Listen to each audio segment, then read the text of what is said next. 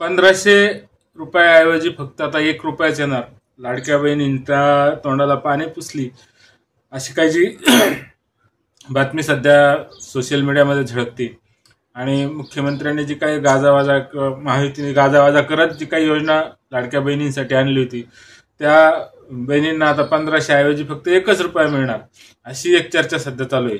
तर मित्रांनो, नेमकी ही बातमी काय, खरंच महिलांच्या तोंडाला पाणी पुसली गेली काय वगैरे वगैरे शंका उपस्थित केल्या जातात. त्याच्यामुळे प्रचंड रोष भगिनी वर्गांमध्ये झालेला आपण बघत असाल. तर या मागची खरी बातमी काय हे आपण जाणून घेण्याचा प्रयत्न करू. मित्रांनो, मी कृष्णा अत्रे आणि आपण बघत आहात माझा संवाद. मित्रांनो, ही जी बातमी आली त्याच्या मागचं कारण म्हणजे आपल्या महिला मंत्री ज्या काही आदिती तटकरे आहे ताई, त्यांनी या संदर्भात ती बातमी दिली होती. परंतु तसं नाही आहे मित्रांनो. फक्त जे काय ती बातमी 1 रुपया येईल, परंतु जे व्हेरिफिकेशनसाठी क्लॅरिफिकेशनसाठी तो 1 रुपया त्या भगिनींच्या महिलांच्या खात्यामध्ये टाकलं जाणार आहे.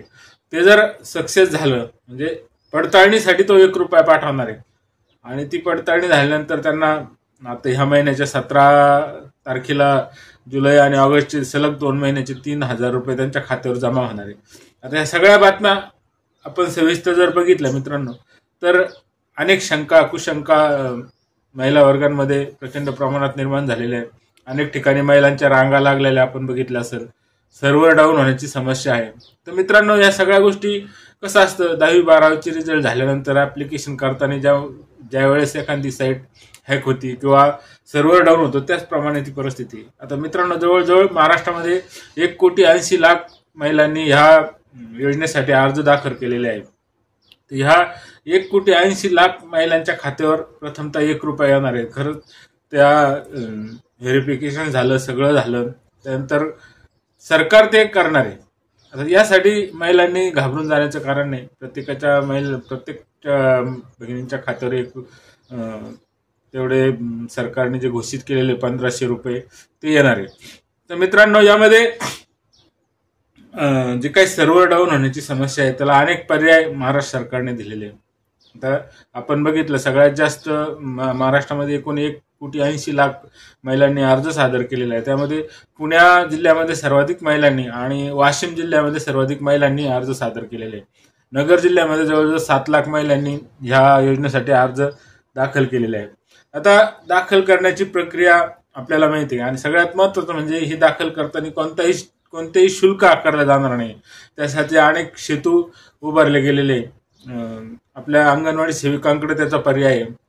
यापेक्षाही आणखीन गोष्ट म्हणजे आपण आपल्या मोबाईलवर नारी शक्ती दूत या ॲपद्वारे किंवा आता त्यांनी ते नवीन वेबसाईट पण डेव्हलप केलेली आहे .com नारी शक्ती महिला सन्मान योजना वगैरे. ती वेबसाईट मी तुम्हाला दाखवतो. त्या साईटमध्ये पण तुम्ही जाऊन तो अर्ज दाखल करू शकता.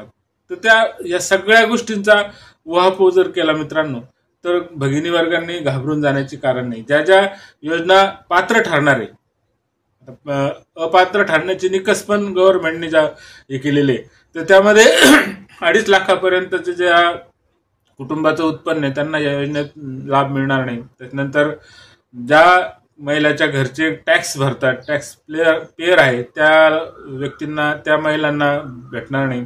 त्यानंतर ज्या कुटुंबाकडे 5 एकरपेक्षा जास्त शेती आहे त्या महिलांना हे भेटणार नाही.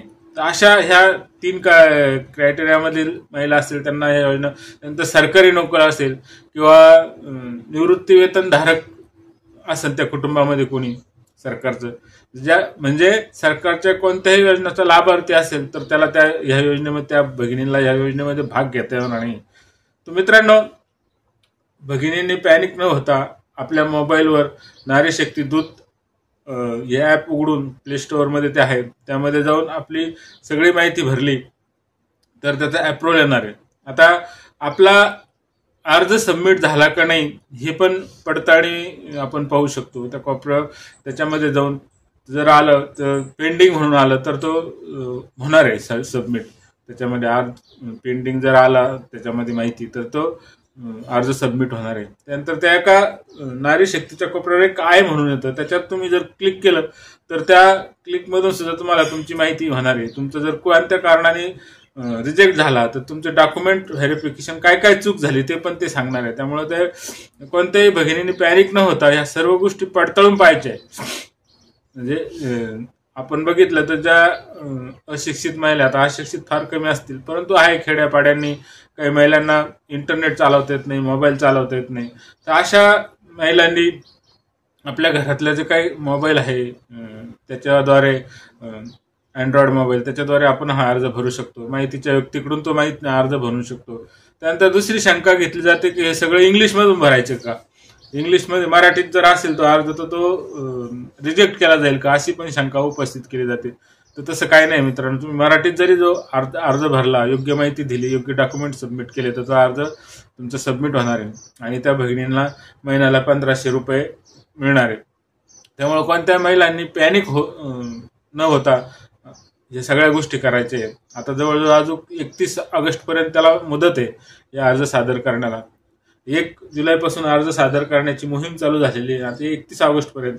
त्यामुळे अजून पण आज 4 तारीख आहे, अजून पण 25-1 दिवस आपल्या हातामध्ये आहे. तर महिलांनी घाबरू न जाता, कोणालाही पैसे न देता ह्या अर्ज आपण आपल्या अंगणवाडी सेविकेकडून म्हणा किंवा आपल्या घरच्या मोबाईलमधून सुद्धा भरून घेऊ शकता. त्यामुळे घाबरून न जाता आणि फक्त 1 रुपयाची येईल वगैरे वगैरे जे काही सध्या सोशल मीडियामध्ये चर्चा चालू आहे ती सगळी खोटी आहे.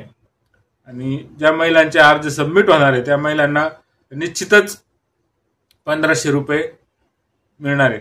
आता त्याच्यावर राजकारण अनेक ठिकाणी होतंय का फक्त 1च महिना पैसे मिळणार आहे, 2च महिने पैसे मिळणार आहे, आपल्या मताचा वापर करून घेणार आहे हे सरकार वगैरे वगैरे.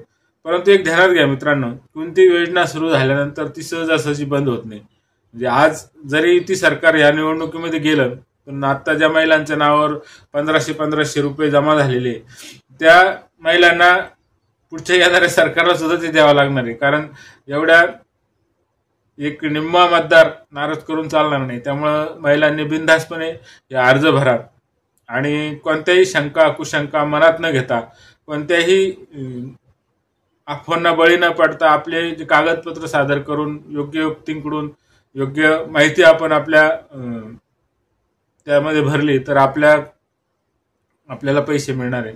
त्यासाठी आपलं पासबुक हवं आहे, आपलं स्वतंत्र खातं बँकेमध्ये हवं आहे, राष्ट्रीयकृत बँकेमध्ये. ते पण काढलं नसेल तर लगेच काढून घेऊन आपण तो अर्ज सादर करावा. अशी फक्त बँकेत नाही तर पोस्टातले पण खाते त्यामध्ये चालणार आहे अशी पण एक माहिती आहे. त्यामुळं कोणत्या महिलांनी घाबरून जायचं कारण नाही. ज्या ज्या पात्र महिला आहे त्या सगळ्या पात्र महिलांना ही 1500 रुपये मिळणार आहे. त्यामुळं अफवा काही असू, आपल्याला जी काही माहिती आहे चुकीची काय हे सगळं बाजूला ठेवून प्रथम प्रत्येक भगिनीने ह्या अर्ज भरणं गरजेचं आहे. आता ज्यांना घ्यायचं नाही हे किंवा या सरकारवर रोष असेल किंवा काय असेल, हे सगळं खोटं आहे बुवा असं ज्यांना वाटत असेल त्यांनी न भरलेलं चांगलं असं मला वाटतं मित्रांनो. जी माहिती आहे ती योग्य व्यक्तीकडून जाणून घ्या. अनेक आता महायुतीचे जे काही सरकारमधले मंत्री आहे, आमदार आहे, त्यांचे कार्यकर्ते आहे, त्यांनी सुद्धा अनेक ठिकाणी आपले कॅम्पेन उघडून हे सगळ्या याची माहिती देण्याचं काम सुरू केलेलं आहे, फॉर्म भरून घेण्याचं सुरू केलेलं आहे. त्यासाठी त्याची पण आपण मदत घेऊ शकतो. म्हणजे जिथं जिथं आपल्याला शक्य होईल.